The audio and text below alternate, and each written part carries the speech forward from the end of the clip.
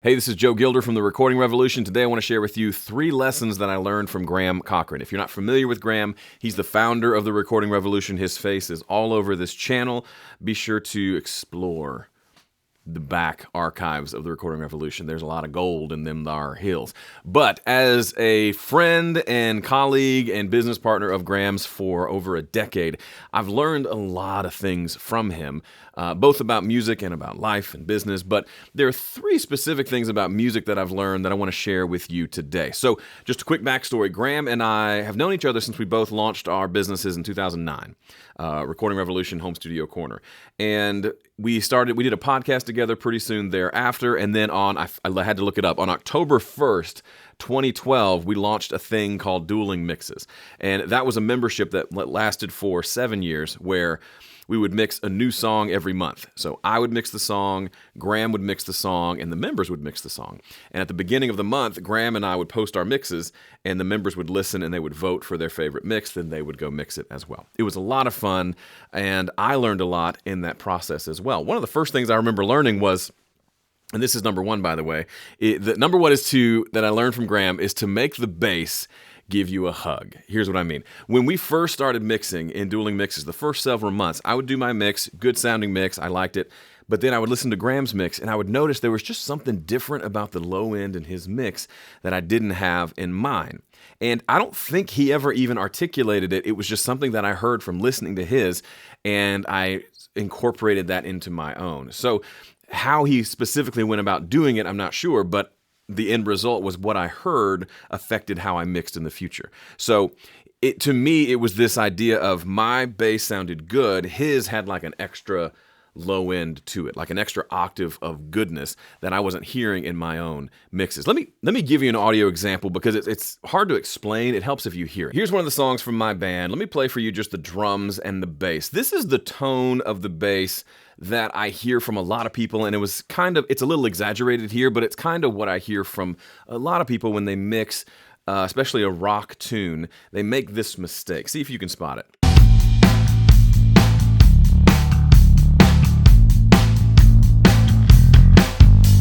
Now let's listen to it again, just the bass by itself here.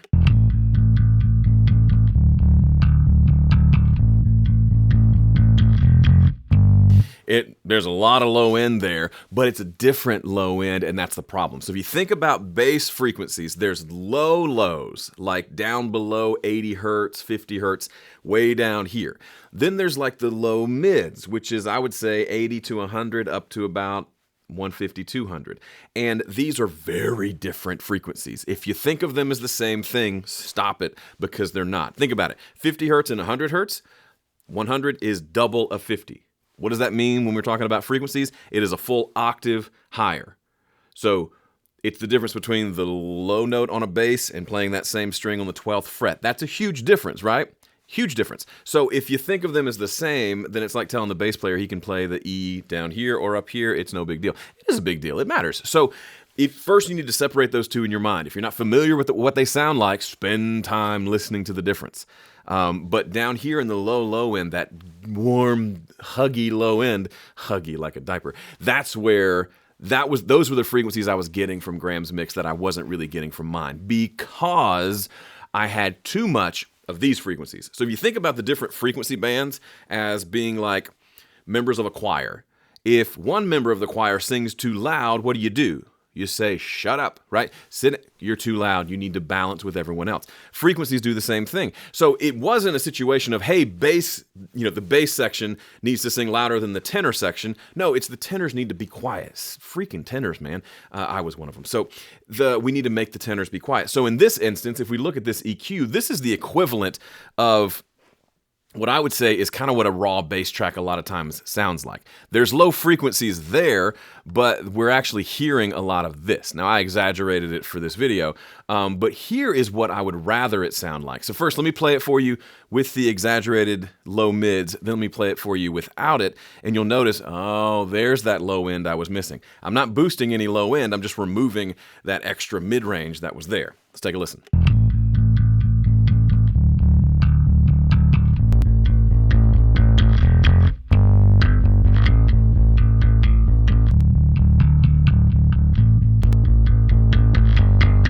You hear the difference? It's not that we're getting rid of the low mids. We're just saying, hey, you need to be more balanced with everybody else.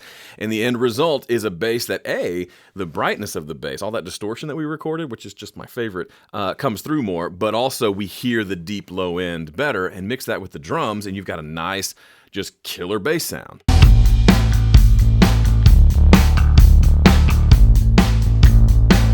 So the way I like to think about it, if you're still not quite hearing it, listen to how this bass almost, hang on.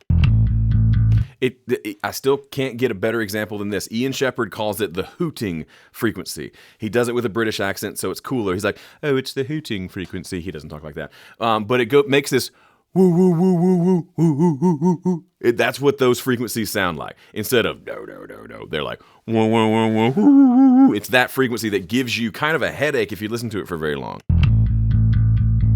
Like the back of my head right here gets tight, and I get a headache if I listen to that for more than like 30 seconds.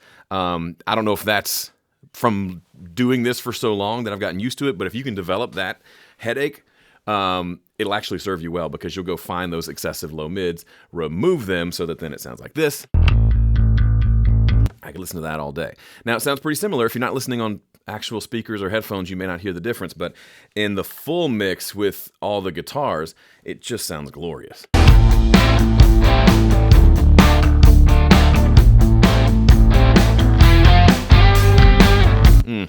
So good. All right. So make your bass parts give you a hug.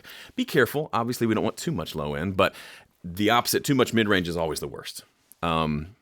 People have called me, I call it the low mid monster. So don't let the low mid monster come take over. Thing number 2, that took way longer than I wanted to, but that was really fun. Thing number 2, brighter is a lot of times better. Now, I hesitate to say this because it brings up a lot of bitter feelings towards Graham. I'm kidding. A lot of times when Graham and I would mix a song, I would prefer my mix. Like, I would listen to both and like genuinely say, I like my mix better. I like my creative decisions. But people would vote for Graham's mix. And a lot of times, one of the reasons was if you just listened side by side and flipped back and forth, his was brighter. So mine was like darker, warmer, fuller. His had a little more brightness to it. And that just, our brains automatically like things that are a little bit brighter. Back when I used to work in like audio retail, if you did a speaker demo for somebody, if one speaker was brighter than the other, people tended to say that one sounded better. Even if, I remember there was a speaker demo, I didn't like the brighter one. I thought it was too bright, excessively bright.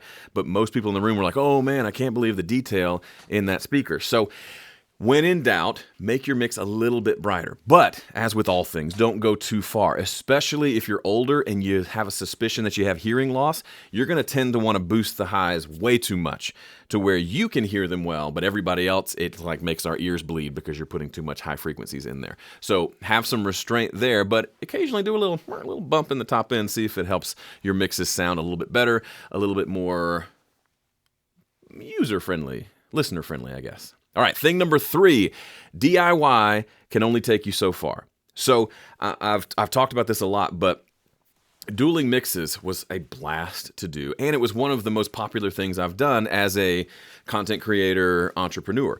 And I think a big, humongous reason, probably the reason why it did so well, is because it wasn't something I did all by myself. I partnered with a guy named Cochrane, and we did something together that became great. In music, I make a lot of music by myself, and I love doing that, but I feel like when I partner with my bandmates, Tim and Joel, who you heard playing drums and bass here, we make better music than if I do everything on my own. So if you find yourself, we live in a world where you can do everything sitting in your computer with headphones and a computer and a mouse. You can put together all the drum parts with a piece of software. You can add in the bass parts, but should you? That's a question you should ask yourself.